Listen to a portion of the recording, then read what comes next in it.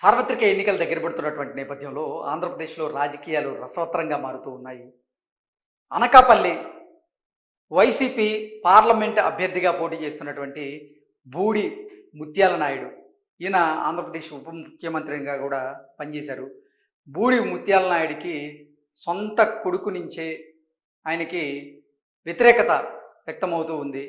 రానున్నటువంటి ఎన్నికల్లో మా నాన్న బూడి ముత్యాల నాయుడికి ఓటు వేయకండి అంటూ ముత్యాల నాయుడు కొడుకు ఆయనకి వ్యతిరేకంగా సోషల్ మీడియాలో ప్రచారం చేస్తూ ఉన్నాడు.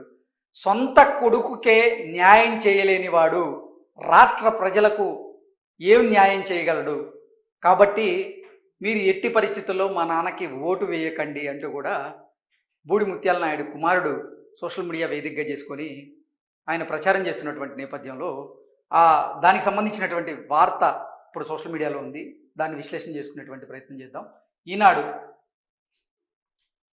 కన్న కొడుక్కే న్యాయం చేయలేని వాడు ఓటేసిన ప్రజలకు ఏం చేయగలడు అంటూ బూడి ముత్యాల నాయుడు కుమారుడైనటువంటి బూడి రవికుమార్ ముత్యాల నాయుడికి ఓటు వేయకండి అంటూ ప్రచారం చేస్తూ ఉన్నారు. ఆలోచించి ఓటు వేయండి, మా నాన్న బూడి ముత్యాల నాయుడిని ఓడించండి అంటూ బూడి రవికుమార్ ఆయన పిలుపునిచ్చారు.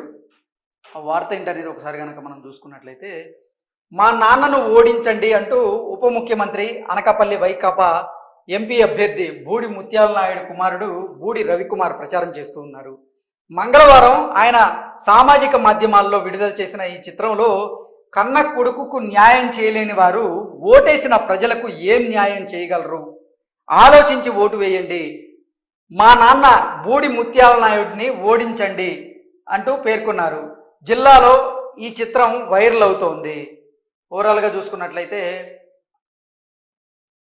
అసలే ఓటమి భయంలో ఉన్నటువంటి బూడి ముత్యాల నాయుడిని ఇప్పుడు తన కన్న కొడుకే మరింత భయపెడుతూ ఉన్నాడు.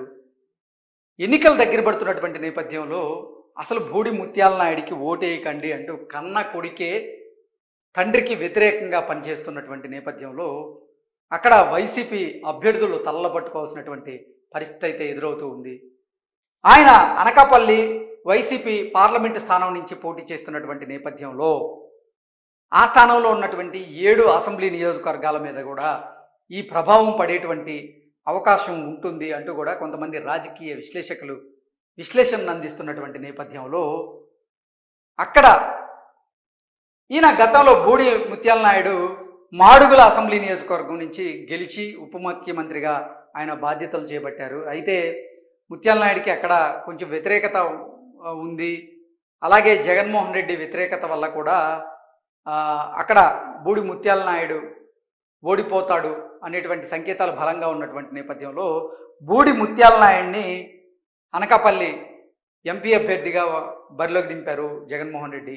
ఆ స్థానంలో ఎంతోమంది, అంటే మాడుగుల అసెంబ్లీ నియోజకవర్గం నుంచి వైకాపా నుంచి ఎంతోమంది ప్రయత్నం చేసినప్పటికీ బూడి ముత్యాల నాయుడు కుమార్తె అనురాధకి అక్కడ జగన్మోహన్ రెడ్డి అవకాశం కల్పించడంతో అక్కడ అనురాధ ఓడిపోయేటువంటి పరిస్థితి ఉంది. అసలు కుటుంబంలో నెలకొన్నటువంటి కొన్ని విభేదాలే వారి ఓటమికి కారణం అవుతాయి. అలాగే బూడి ముత్యాల నాయుడికి కూడా అక్కడ తీవ్ర వ్యతిరేకత ఉంది.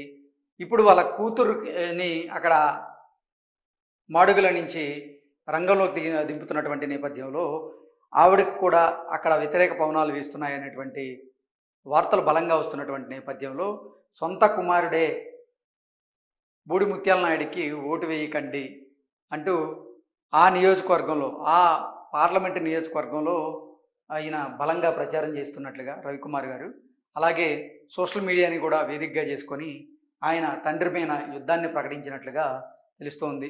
ఓవరాల్గా చూసుకున్నట్లయితే అనకాపల్లి పార్లమెంటు స్థానం నుంచి బూడి ముత్యాల నాయుడు వైసీపీ నుంచి బరిలో దిగబోతున్నారు.